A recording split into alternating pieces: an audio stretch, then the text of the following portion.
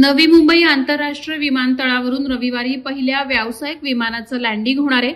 दुपारी 12 वाजता व्यावसायिक विमानाचं लँडिंग होईल अशी माहिती मिळाली आहे। विमानतळाचा रनवे, सिग्नल यंत्रणा अशी सर्व महत्त्वाची कामं जवळपास पूर्ण झाल्याची माहिती समोर येत असून टर्मिनल इमारतीचं काम अंतिम टप्प्यात पोहोचलंय। इतर कामंही वेगात सुरू आहेत, त्यामुळे 31 मार्च 2025 ची डेडलाईन चुकणार नसल्याची माहिती मिळाली आहे। महिन्याभरापूर्वी करण्यात आलेली लँडिंग टेस्ट यशस्वी झाल्यानंतर आता रविवारी पहिले व्यावसायिक विमानाचं लँडिंग होणार आहे। यावेळी सिडको आणि नवी मुंबई आंतरराष्ट्रीय विमानतळ लिमिटेड कंपनीचे अधिकारी उपस्थित राहणार आहेत। रविवारी दुपारी ठीक 12 वाजता इंडिगो एअरलाइन्सचे व्यावसायिक विमान नवी मुंबई आंतरराष्ट्रीय विमानतळाच्या रनवेवर लँडिंग करणार आहे। विमानतळाचे काम 31 मार्च 2025 पर्यंत पूर्ण होऊन पहिले विमान उड्डाण करेल असं स्पष्ट करत ही डेडलाईन चुकणार नसल्याची माहिती सिडकोच्या वरिष्ठ अधिकाऱ्यांकडून देण्यात आली होती।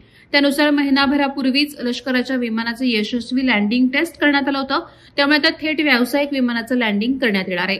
सुरुवातीला या विमानतळावरून वर्षाला 10 लाख प्रवासी प्रवास करू शकतील, तर 100% काम झाल्यानंतर 60 लाखांच्या आसपास वर्षाला प्रवासी प्रवास करतील। नवी मुंबई विमानतळ भारतातील तसंच जगातील प्रमुख शहरांशी जोडलं जाईल।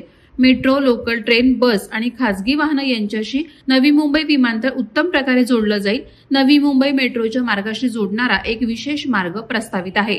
वादळवारा लाईव्हसाठी न्यूज ब्युरो, नवी मुंबई। नवी मुंबई व रायगड जिल्ह्यातील ताज्या बातम्या आणि घडामोडींसाठी सबस्क्राईब करा वादळवारा लाईव्ह चॅनल आणि दाबा बेल आयकॉन।